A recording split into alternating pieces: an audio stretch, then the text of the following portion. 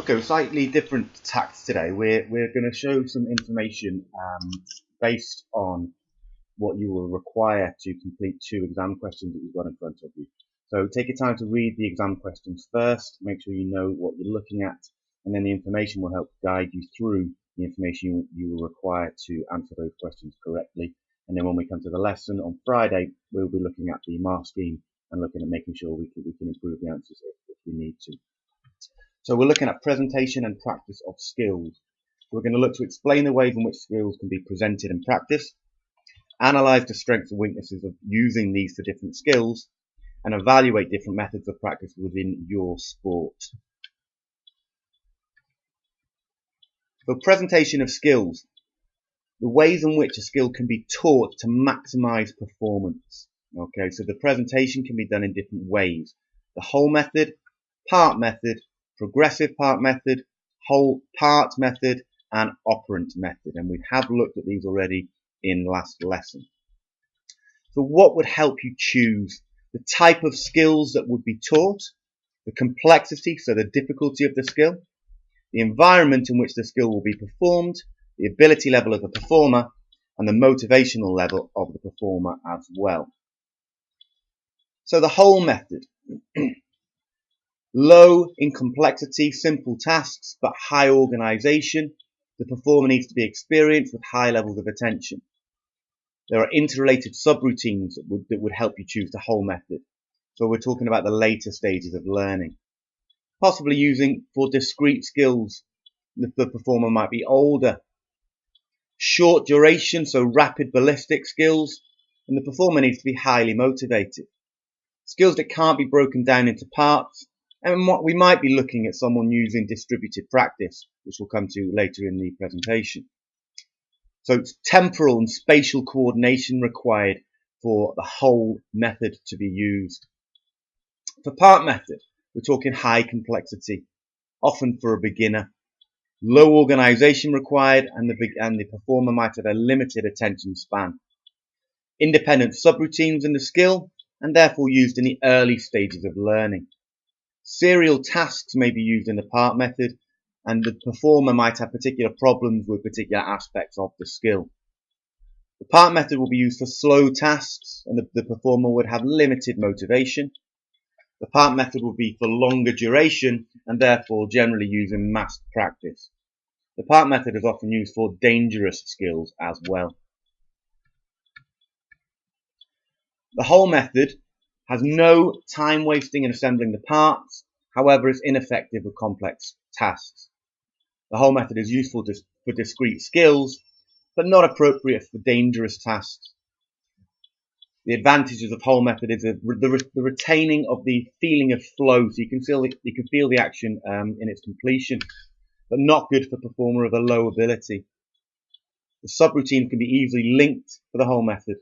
The learner develops their own schema. The transfer from practice to real situation is likely to be positive because they're so similar. And for the part method, serial tasks can be broken down and learned into components. However, transfer from part to whole may be slightly ineffective, so it might not look the same when you put it back into the whole method. The demand on the learner is reduced, and it's good for simple skills. And highly organized skills, however, may not be possible to be broken down. Confidence may grow quickly with the part method. However, awareness of the end product is actually lost. Motivation evolves from progress, and a loss of continuity and a loss of flow can occur. The part method is suitable for dangerous skills, but there might be a slight loss of kinesthesis, the feeling of the movement itself. The part method can reduce fatigue for more demanding skills, but it could also be slightly demotivating. Advantages: the teacher can focus on specific points, but it can be a little bit time consuming. The part method does provide stages of success, so it's quite nice for target setting. So the pure part method. The first stage, the second stage, the third stage, and the fourth stage all taught separately and then put together. The progressive part, so the first stage and the second stage, then you practice those together. Then you practice the third stage and add that in. Practice the fourth stage and add that in to get the completion. Whole part, whole method. So you do the whole thing, then you break it down into the separate areas, and then you complete the whole thing once again. Progressive part is suitable for complex tasks and skills, helps the chaining of complex skills, and it's learned independently. Limited attentional demands are placed on the performer, and coordination of spatial and temporal components. There is good transfer from progressive part back into whole. The operant method, shaping and reinforcing the behaviour. Trial and error is crucial for this method. Praise and knowledge of results are important to reinforce the correct movement. So then we've got the pure parts, progressive part, and the whole part whole. And there's a couple of examples for you to just peruse.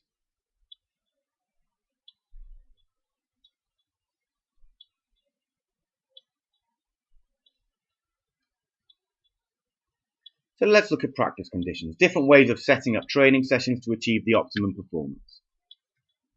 Variable practice, distributed practice, mass practice, mental practice, and we've got something called overlearning. Variable practice. In this method, practice conditions are varied to encourage the formation of the schema. Practice conditions should be as realistic as possible and in as many situations as possible. It needs to be as near to the competitive match situation as it possibly can be, and it's often relevant to open skills. Mass practice is done with no rest intervals, with sessions that are long in duration. Good for grooving of skills and to encourage a habitual response. Often good for discrete skills of short duration because you can do them again and again, but can lead to fatigue and can lead to boredom. There may be elements of negative transfer on mass practice. Distributed practice, training sessions which include rest intervals which could involve mental practice. Good for the beginner and most skills of learning. It gives time to recover physically and mentally, and good for potentially dangerous situations. So overlearning is a concept that involves a learned skill and it's habitual because of many repetitions. Motor programs and schemas are formed and performed automatically. In response to a game or a sporting situation, the stimulus, this means that the attention can be directed peripherally. Tactics, other players, making it a more successful performer. Alright, so, there we go there. So, mental practice is our final one. The mental or cognitive rehearsal of a skill without actual physical movement. Used by top-level sports people to visualize a skill or a movement, often prompted by a tape or a film or a talk from a coach. It's used to review good practice and compare with poor practice. Used to rehearse the feel of a skill before the action.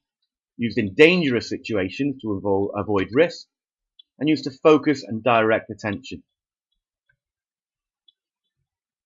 Mental practice can be used to simulate a whole movement or a sequence, creating a mental picture.